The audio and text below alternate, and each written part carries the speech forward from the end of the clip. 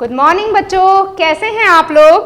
तो आज मैं आप लोगों से आपके पूछूंगी नाम, है ना। अब ये सोचोगे मैम नाम क्यों पूछ रही हैं, लेकिन नाम मैं पूछूंगी आपसे जो आपके स्कूल में लिखे हैं और जो आपके घर में आपके मम्मी, आपके पापा, आपके भाई, आपके दादा आप लोगों को बुलाते हैं, है ना।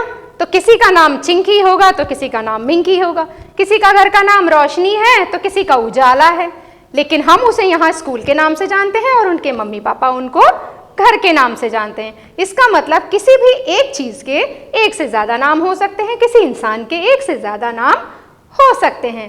तो उन्हें हम क्या कहेंगे।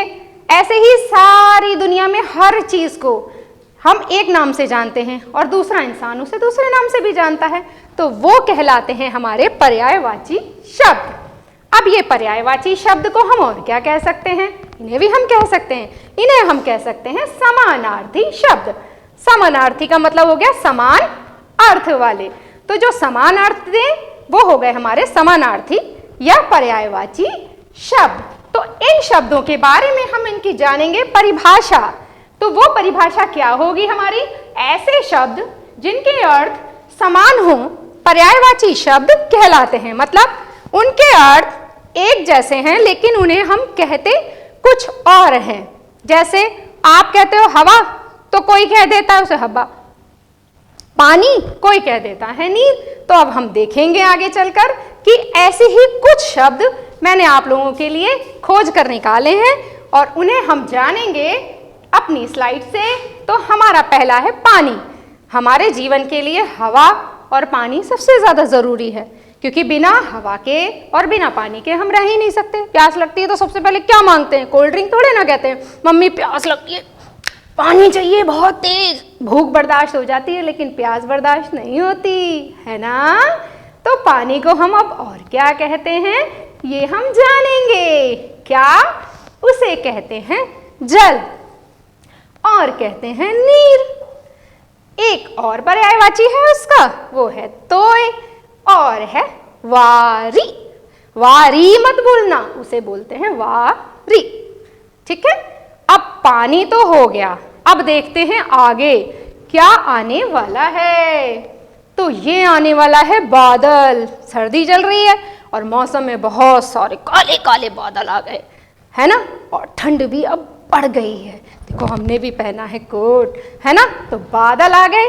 अब इन बादलों को हम कहते हैं जलद और कहते हैं वारिद, या कह देते हैं नीरद और कह देते हैं मेघ।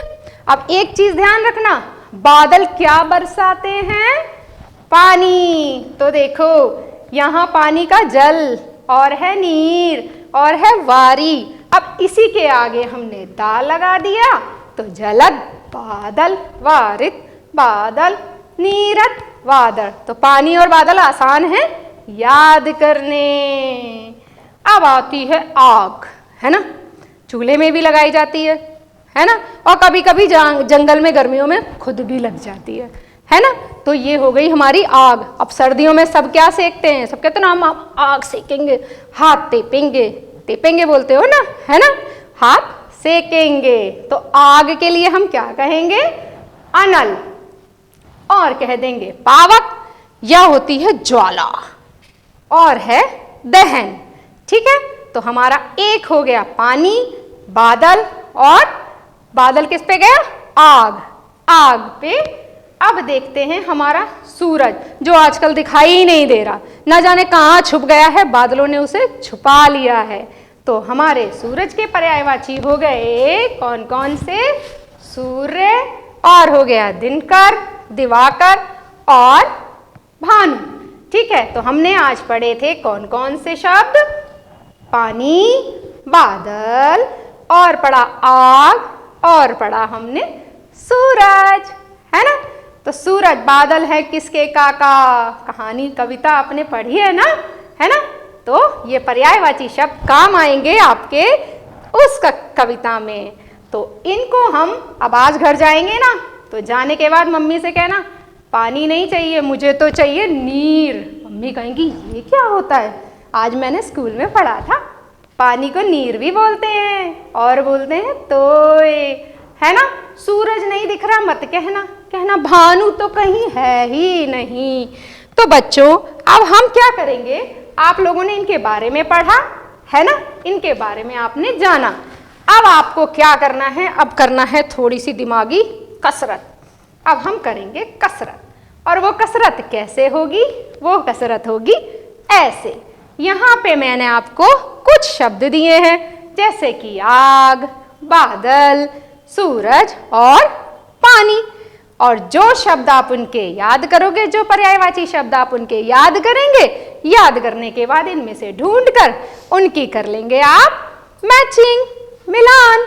ठीक है ना। तो आज हम पढ़ेंगे आग, पानी, बादल और सूरज। थैंक यू बच्चों।